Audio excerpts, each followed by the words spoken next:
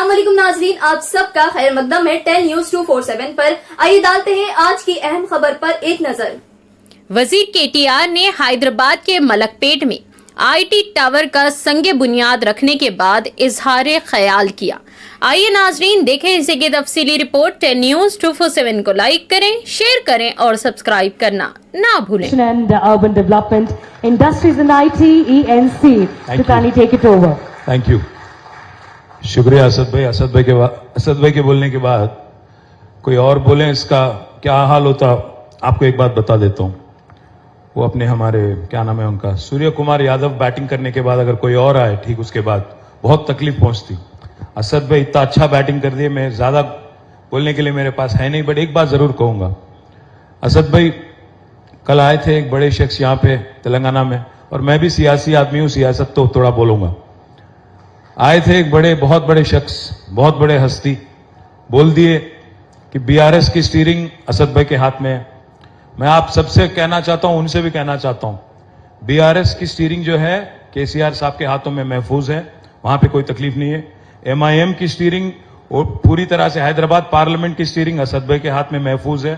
पर मसला इस बात का है कि जो बीजेपी का जो स्टीयरिंग है वो अदानी के हाथ में चले गया, प्रधानी के हाथ में है नहीं। अभी अदानी साहब चला रहे हैं बीजेपी को और एनडीए को, प्रधानी साहब बिल्कुल छोड़ दिए उसको।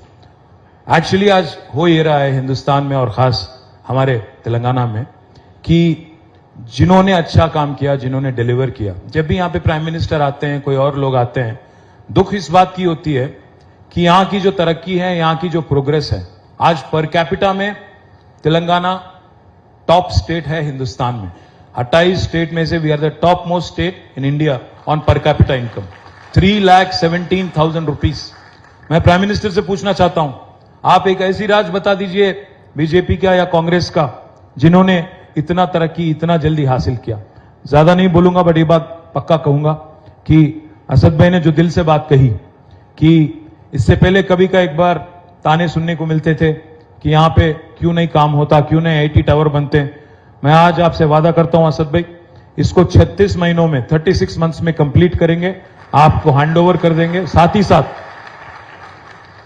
मोहम्मद अली ने कहा कि बलाला साहब के सदारत में एक डेलीगेशन चले जाए। मैं तो कहता हूं हम और असद भाई भी चलेंगे, यूएस चलेंगे, मिडिल ईस्ट चलेंगे, जहां आप चलने को कहोगे वहां चलेंगे। और मैं बात जरूर करूंगा कुछ बड़े कंपनीज का भी, माइक्रोसॉफ्ट हो, डेलॉइट हो, अमेजॉन हो, अडोबी हो, इनसे मैं भी जरूर बात करूंगा पर्सनली। और मैं वादा करता हूं I will get you some brilliant anchor for our Malakpet hitech nucleus park in the next 1 year. मैं विश्वास रखता हूं, इस बात का यकीन है मुझे कि चुन के तो वापस हम ही आएंगे। मुझे कोई इसमें कोई सेकंड ओपिनियन है ही नहीं, क्योंकि हमने काम किया, हमने पिछले 9 साल में काम किया, अमन को बरकरार रखा। और जो हैदराबाद में एक माहौल इससे पहले जो था एक तनाव वाला, वो आज नहीं है। आप एक बार सोचिएगा, कभी एक टाइम होता था हैदराबाद में गणेश चतुर्थी आया, रामनवमी आया, या कोई मिलाद या कोई और इवेंट आया, तो कहीं ना कहीं एक कर्फ्यू लगाने वाली एक माहौल, एक अनरेस्ट पैदा होता था। मैं यही हैदराबाद में ग्रामर स्कूल से मैंने पढ़ा, तो मुझे बहुत अच्छी तरह से याद है 20-25 साल पहले हर साल 7 दिन से लेकर 10 दिन तक छुट्टियां मिलती थी। आजकल बच्चे नाराज हैं हमसे, स्कूल जाने वाले बच्चे, कि उनको आजकल छुट्टियां नहीं मिलती ज्यादा। पर खुश इस बात से हम हैं कि आज Hyderabad has become a shining example for the rest of the country. आज बाकी हिंदुस्तान आप देखिए, मॉब लिंचिंग कहीं सुनने को मिलते हैं, कहीं और जगह कहीं और सुनने को मिलता है। तेलंगाना में कहीं भी पिछले 9 साल में एक भी ऐसा इंसिडेंट अगर कहीं हुआ, मैं पूछना चाहता हूं प्राइम मिनिस्टर से, मैं पूछना चाहता हूं राहुल गांधी जी से, आज तेलंगाना में ऐसी कोई माहौल है जहां एक दूसरे को आज मजहब के नाम पे लिंचिंग या मजहब के नाम पे आज डिस्क्रिमिनेशन दिखाया जाता है? ऐसी कोई माहौल है यहाँ पे? आज हम लोग मिलजुल के, यहाँ पे गणेश चतुर्थी की, गणेश इमर्शन की टाइम आई थी, तो हमारे मुसलमान भाइयों ने हैदराबाद में मिलाद का जो उनका प्रोसेशन है उसको उन्होंने पोस्टपोन किया और फैसिलिटेट किया गणेश इमर्शन का। ये है हैदराबाद की गंगा जमुना तहजीब। ये मिसाल जो आज तेलंगाना पूरी हिंदुस्तान को दिखा रही है, इसको और आगे ले जाना है, इसको और तेज, जैसा असद भाई ने कहा, तरक्की को भी आगे ले जाना है। मैं बलाला साहब का भी शुक्रिया अदा करता हूं। बलाला साहब तो एकदम हाथ धो के पीछे पड़ गए हमारे कि आपको करना ही करना है और जल्द ही करना है। मुबारकबाद बलाला साहब। मैं उम्मीद करता हूं कि आप, मोहम्मद अली और बाकी हमारे साथी, हमारे TSIC के MD साहब जल्द से जल्द इसका प्रोग्राम का शुरुआत करेंगे और 36 महीनों में, जैसा मैंने कहा, अकॉर्डिंग टू कॉन्ट्रैक्ट ये मुकम्मल भी होगा। इसका पूरा प्रोजेक्ट का अगर एक बार आपको मैं डिटेल दे दूं, 11 एकड़ में, करीब 11 एकड़ में प्रोजेक्ट बन रहा है। इसमें 1.5 मिलियन स्क्वायर फुट का यहां पे बिल्डिंग बनेंगी, ऑलमोस्ट 15 लाख स्क्वायर फीट, जिसमें 5.5 लाख तक आपको IT स्पेस होगा, बाकी नॉन IT होगा। तो इसमें अल्टीमेटली हम उम्मीद करते हैं 20 से लेकर 25,000 बच्चों को यहां पे रोजगार मिलेगा IT में। और मैं एक और वादा भी कर रहा हूं, आपने पूछा नहीं फिर भी कर रहा हूं। यहां पे आगे अगर आप देखेंगे L&T का जगह है, उससे आगे आपका मेट्रो का स्टेशन भी ज्यादा दूर नहीं है। जैसा हमने हाईटेक सिटी में बनाया, मेट्रो से लेकर IT पार्क तक एक स्काई वॉक भी वहां पे बनाया, यहां पे भी जरूर बनाएंगे। और बच्चों को आने जाने में भी आपको बाय रोड आने की जरूरत नहीं है, आप मेट्रो में आ सकते हैं। और मैं असद भाई से भी वादा करता हूं और ओल्ड सिटी के हमारे भाइयों से भी वादा करता हूं, आज जो आप देख रहे हैं ये ट्रेलर है, पिक्चर अभी बाकी है और काम बाकी है।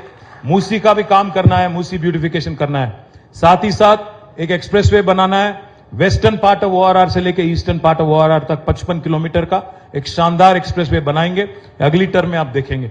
साथ ही साथ 415 किलोमीटर की मेट्रो बनाने की बात हो रही है हमारी ओल्ड सिटी मेट्रो के साथ साथ। बाकी आज हम ले जाना चाहते हैं मेट्रो करीब करीब पेद्दंबरपेट तक, मलकपेट से आगे होते हुए पूरी तरह से दिलसुख नगर से होते हुए, हयात नगर से होते हुए सीधा जाएंगे पेद्दंबरपेट, और हर तरफ हैदराबाद में मेट्रो कनेक्टिविटी इंप्रूव करने की कोशिश अगले टर्म में जरूर करेंगे।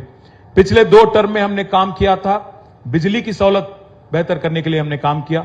जो 7,000 मेगावाट की बिजली थी कैपेसिटी इंस्टॉल्ड, उसको हमने करीब करीब 24,000 मेगावाट तक पूरी तरह से हमने इन्वेस्ट करके 24,000 मेगावाट का एक्सपेंशन हमने किया। साथ ही साथ पानी का सहूलत, पीने की पानी हो या इरिगेशन, खेती के लिए जो चाहिए पानी, उसमें हमने ज्यादा फोकस किया। इसीलिए आज Telangana has become the granary of India. आज राइस प्रोडक्शन में, पैडी प्रोडक्शन में हम लोग पंजाब और हरियाणा को पीछे छोड़ दिए, नंबर 1 स्पॉट पे चले गए। हम गए थे उनके पास, पीयूष गोयल जी के पास, कि भाई आप राइस खरीदो, तो उनको समझ नहीं आया। उनको हमने कहा कि 2014 में यहां से करीब करीब 70 लाख मेट्रिक टन का पैडी निकलता था, आज 3.5 करोड़ टन का मेट्रिक टन का पैडी निकल रहा है। उनको समझ नहीं आया। उन्होंने पूछा हमसे कि भाई क्या चमत्कार कर दिया आपने। मैंने उनसे कहा ऐसा करिए पीयूष जी, आप आइएगा, हेलीकॉप्टर हम लगाएंगे, सरकारी खर्चों से आप आइएगा, हम ले जाएंगे आपको पूरे तेलंगाना में। आज दुनिया का प्राइम मिनिस्टर बोलते हैं वोकल फॉर लोकल, बट जब यहां पे आते हैं तेलंगाना, उनको दिखता नहीं है कि महबूब नगर में जो आज हमने बनाया पालामुरु रंगारेड्डी लिफ्ट इरिगेशन प्रोजेक्ट, जिसमें दुनिया के सबसे मोस्ट पावरफुल पंप हाउस लगे हैं, 145 मेगावाट वाले पंप हाउस लगे हैं, पंप लगे हैं, वो दिखता नहीं उनको। दुनिया का सबसे बड़ा लिफ्ट इरिगेशन प्रोजेक्ट आज हिंदुस्तान में है और तेलंगाना में है, जिसका नाम है कालेश्वरम लिफ्ट इरिगेशन प्रोजेक्ट, जिसमें मोदी साहब ने कुछ नहीं दिया, एक अंडा दिया हमें, जीरो, बिग जीरो। और हमने, हमारी गवर्नमेंट ने केसीआर साहब के लीडरशिप में आज हमने ये प्रोजेक्ट बना दिया। ये पूरा फोकस हमने जो पिछले 2 टर्म में इरिगेशन पे, एग्रीकल्चर पे, रूरल डेवलपमेंट पे और पावर सेक्टर पे ज्यादा जो पैसा हमने खर्च किया, उसका आज रिजल्ट दिख रहा है। Telangana has become a prosperous state in the country, we are the state with the highest per capita. IT की भी आज बहुत अच्छी ग्रोथ है। अभी असद भाई कह रहे थे, मैं आपको, आप सभी को एक बात बताना चाहता हूं, ये शायद आपको बात सुन के थोड़ा ताजुब भी होगा। पिछले 2 साल, last 2 years, we have crossed Bangalore in technology jobs creation in India. We are now the leader. Last year, 33% of the total technology jobs in India came from Hyderabad. This is not my report, this is NASSCOM report. और दूसरी बात, इस साल और भी खुशी की बात है, पिछले साल 33% था हैदराबाद का शेयर, इस साल 44% है। पूरे हिंदुस्तान में जो टेक्नोलॉजी जॉब्स है, 44% jobs are coming from Hyderabad. पर हमने ये सोचा कि एक IT ग्रोथ एक ही जगह नहीं होना चाहिए, ग्रोथ होना चाहिए डिस्पर्शन में।